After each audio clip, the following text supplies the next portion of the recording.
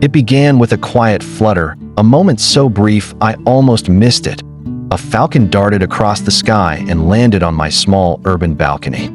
At first, I thought it was just seeking a momentary perch. But within days, it became clear this was something extraordinary. The falcon was building a nest, right between the pots of basil and jasmine I had nurtured for years.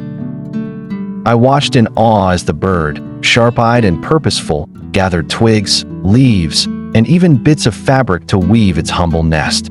Despite the bustle of the city below, it had chosen this unlikely spot, a human's home, as the sanctuary for new life.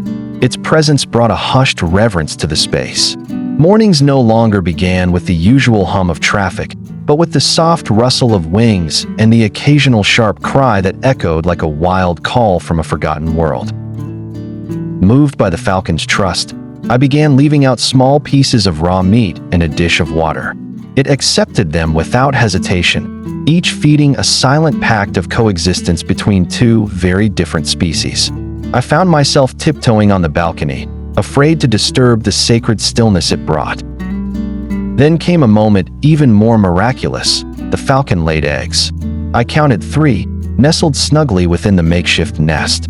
She settled over them with unwavering devotion. Each morning, I saw her feathers puffed against the dawn chill, her eyes half closed but ever alert.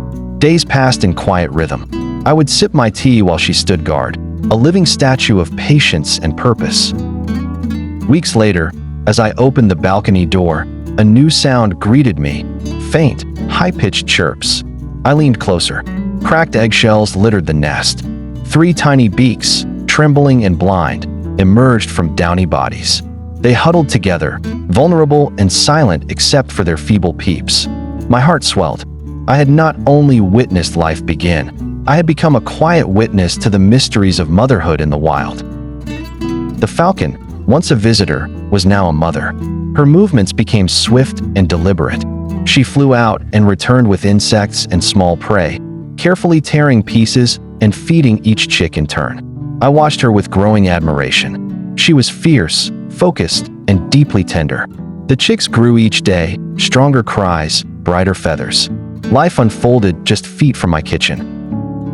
There were moments I felt like an intruder, yet also oddly chosen.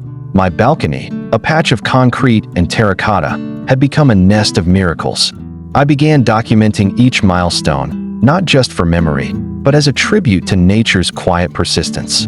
Neighbors began asking questions, and I shared updates, feeling as though I was telling a story far greater than my own.